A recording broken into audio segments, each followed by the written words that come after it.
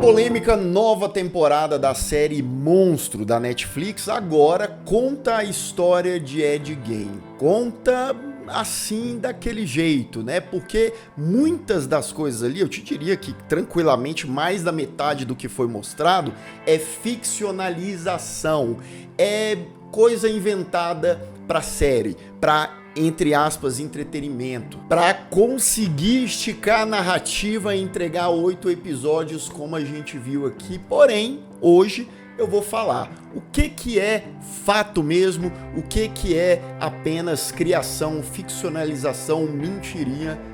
Fica ligado aí.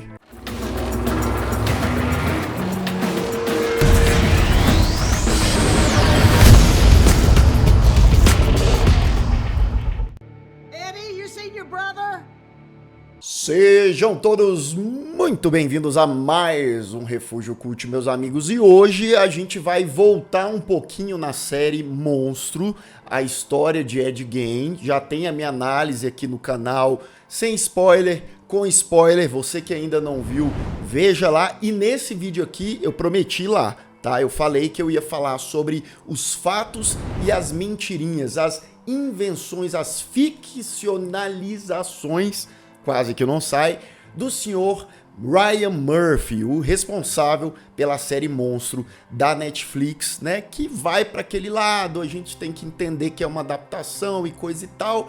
Eu não gostei muito da série, vocês lembram, né?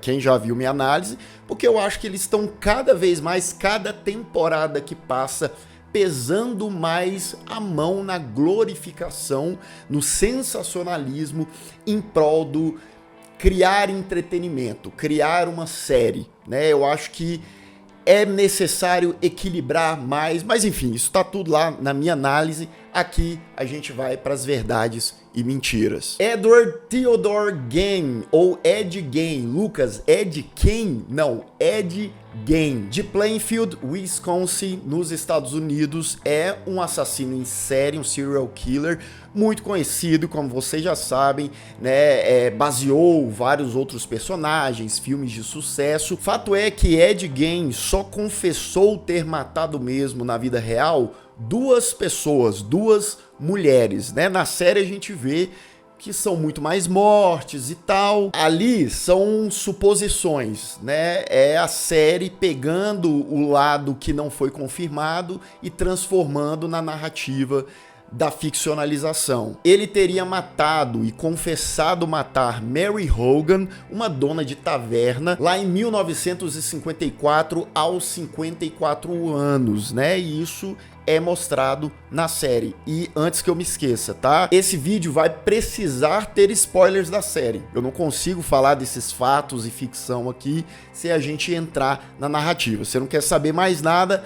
Veja a série, depois você volta aqui. E já que eu tô dando aviso, algumas das fontes que eu utilizei para fazer esse roteiro, para fazer esse vídeo aqui, eu vou deixar na descrição, tá? Eu olhei em vários lugares até para cruzar informações e ir atrás de algo mais concreto. Algumas delas eu vou deixar aqui embaixo. A segunda vítima morta por Ed Gein foi Bernice Worden, lá em 1957, aos 58 anos de idade, e sim, ela era dona da casa lá da loja de ferragens, como mostra a série. Então, isso aqui, fatos, né? As duas mortes, uma na taverna, uma na casa de ferragens, é uma das, talvez, poucas verdades que a gente vai trazer comparado ao que a série traz no vídeo de hoje. Agora, uma outra pergunta. O Ed Gein se relacionou com a Bernice Worden, né? A senhora, como ele se relacionou lá, teve até intimidade, coisa e tal, na série?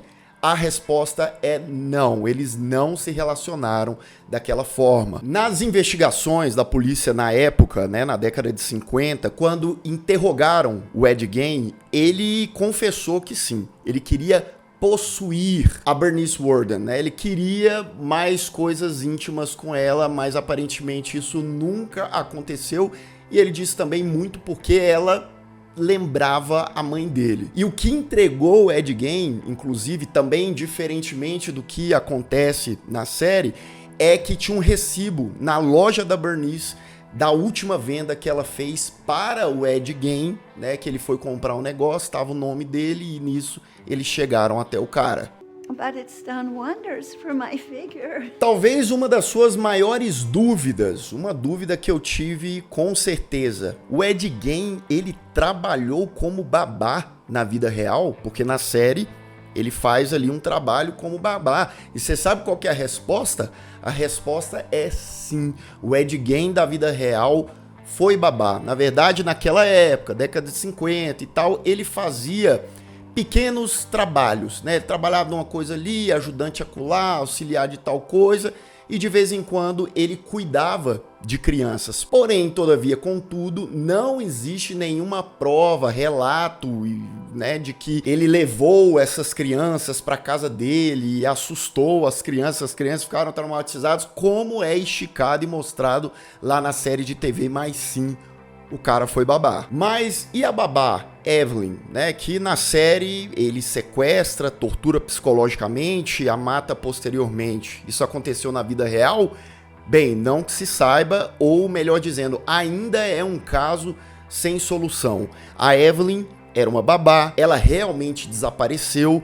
Na região, o local que ela desapareceu ficava ali a 2 horas de distância da residência do Ed Gein. Ed Gein também negou qualquer envolvimento no desaparecimento da Evelyn e até hoje não se encontrou minimamente nenhuma evidência de que ele pode de fato ter sido responsável. O que nos leva a outro caso de mortes que também são mostradas na série. Aqueles 2 caçadores que estão ali no meio da floresta e Ed Gein usa a motosserra interligando lá para o que seria inspiração com o massacre da Serra Elétrica. E aí? Ele também matou esses 2? Foi com a motosserra? A resposta é não e não. Assim como o caso da Evelyn, da babá, não encontraram nenhuma relação, nenhuma evidência que o Ed Gein possa ter, né, sido responsável pelo desaparecimento desses 2, que também é um caso que até hoje não tem solução. E para os crimes que de fato o Gein cometeu, ele usava uma faca. A motosserra foi algo que o filme O Massacre da Serra Elétrica introduziu ali no seu escopo. That was based on Ed Gein too, his life. Psicose, O Massacre da Serra Elétrica e o Buffalo Bill lá de O Silêncio dos Inocentes foram inspirados, no caso, nos crimes de Ed Gein? A resposta é sim, isso é um fato. Psicose, na verdade, é um romance originalmente do Robert Bloch, que depois foi adaptado para o filme do Alfred Hitchcock, que a gente tanto conhece, né? Também diferente dessa origem de psicose que eles trouxeram ali no filme. As coisas de pele, de máscara, etc., o próprio, né, Leatherface ali também é inspirado no Ed Gein, tal qual Buffalo Bill, a maneira como ele se vestia, as suas práticas também vieram do Ed Gein. Adeline, existiu o interesse romântico ali, que tem uma grande participação, até demais, na série. Era real, tudo aquilo, eles se envolveram, praticamente casados? Sim e não. Esse aqui, sim, a Adeline existiu, ela conheceu o Ed Gein. Eles foram colegas, segundo ela, porque assim, na década de 50, quando o Ed Gein foi preso, a Adeline chegou a dar uma entrevista para um jornal em que, quando saiu essa publicação, falava que a Adeline tinha falado que eles se conheciam há mais de 20 anos, que eles praticamente se casaram, que eles tinham lá uma ligação romântica, etc, etc. Porém, logo depois dessa publicação, a Adeline falou assim, olha, aumentaram, assim, 10 vezes o que eu tinha falado. E eu nem duvido disso, porque acontece pra caramba, tá? Ou até hoje, né? Imagina ali, década de 50, 60. E ela falou que conhecia vagamente, que chegou a frequentar 1 ou 2 lugares ali com o Ed Gein. Ficou uns meses ali conhecendo o Ed Gein, mas nunca, por exemplo, chegou a visitar a casa dele e muito menos saber das práticas do Ed Gein. E lembrando, tá? Na série, eles trazem, olha só para vocês verem, eles trazem o que foi basicamente publicado ali nesse jornal, que a verdadeira Adeline disse que era mentira pura, que tudo aquilo ali, enfim, não sei se processou nessa publicação, mas o Ryan Murphy e companhia falou não, eles tiveram mais de 20 anos de relacionamento. A Adeline da série, ela desmente depois, né? Ela fala que conhecia o Ed, não sei o que, bababá, e depois ela mente, mas com certeza aumentaram muito ali, né, o que teria sido a influência dela na vida do assassino em série. O irmão de Ed Gein, Henry Gein, foi o Ed que matou, como é no caso ali do primeiro episódio da série? Não se sabe, mas há fortes suspeitas, mas assim, fortes suspeitas mesmo de que o Ed Gein teria acabado matando aí o próprio irmão. Por quê? Na série, né, ele dá uma paulada ali na cabeça do irmão, que acaba morrendo, e depois ele vai fingir um incêndio. Na vida real, esse incêndio aconteceu, o corpo do Henry Gein foi encontrado ali com algumas queimaduras e tal, e a morte foi decretada como asfixia. Porém, no corpo também tinham sinais de agressões e coisa e tal, como se tivesse ali brigado e coisas assim, o que reforça bastante a ideia de que supostamente Ed Gein teria matado ele. You got me good. Ed Gein ajudou o FBI conseguir prender o Ted Bundy, como é mostrado ali no final da série, né, que no momento até colocando o cara ali como glorioso, etc. Mentira, mentira, mentira. Isso é totalmente inventado pela série, não existe nenhum relato, nada comprovando que o Ed Gein teria minimamente ajudado a polícia. Também na vida real foi diferente do que eles falam que aconteceu. O Ted Bundy foi preso, na verdade, né, pela polícia em 1978, enquanto dirigia um veículo roubado, né, pelo fato de ser roubado, né, acionou ali a polícia, tiveram a atenção virada para ele e acabaram capturando o criminoso. E é a partir desse tipo de criação, ficcionalização, que me incomoda, por exemplo, que eu disse na minha análise lá no primeiro vídeo, de como eles deturpam, como eles glorificam, como eles floreiam muito a história do Ted Bundy para parecer uma coisa, para causar uma impressão, né? Aquela sensação, aquele gosto amargo, né? Que você pode me falar, Lucas, mas essa era a intenção deles mesmo, de causar um desconforto e coisa e tal. Mas é uma coisa de mau gosto, é uma coisa que pode ser tão mal interpretada, né? E nós estamos falando de um assassino que existiu na vida real, com vítimas reais. A casa, os itens do Ed Gein foram para leilão, porque lembrando que na série eles colocam como o filho da Bernice, o policial, promovendo aquele leilão, todo o sofrimento dele e tal, angústia. Sim, as coisas foram a leilão.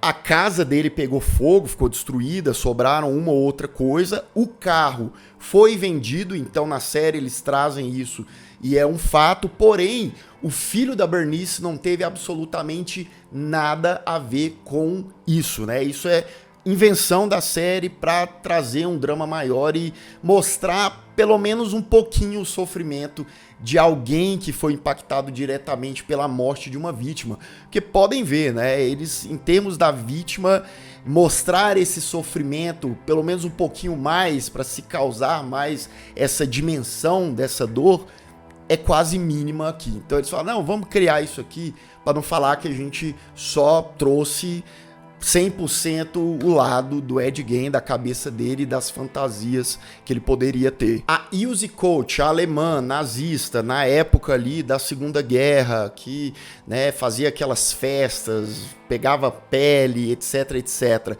Ela existiu na vida real? Sim, ela existiu, né? Inclusive, ela foi inspiração para filmes como Ilse, a Guardiã Perversa da SS de 1975, que ali é outra pegada, sexploitation, bababá. Mas que o Ed Gein era fanático por ela, se inspirou muito nela para as coisas ali de pegar pele, de usar pele, etc., não se sabe sobre isso, tá? Acharam alguns recortes de jornal na casa dele, como se ele, sim, ele conhecesse a Ilse, né, de ler, de saber notícias, até que ponto isso pode ter influenciado, mas que ele tinha essa obsessão, que ele era um grande fã, etc, etc, foi uma enfatização, uma criação da série. Os itens, né, aquela coisa de abajur, cadeira feita de pele dos cadáveres, aquele crânio que fez uma vasilhinha lá na série, né, que a gente viu na série.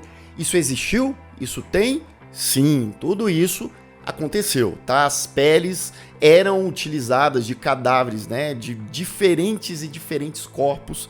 Aquela coisa dele roubar os corpos já enterrados no cemitério também acontecia, também é um fato.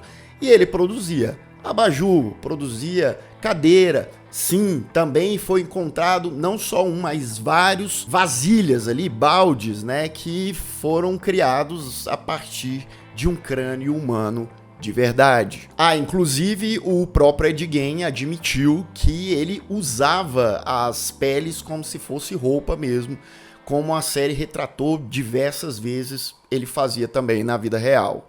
I think I was thinking about hanging it.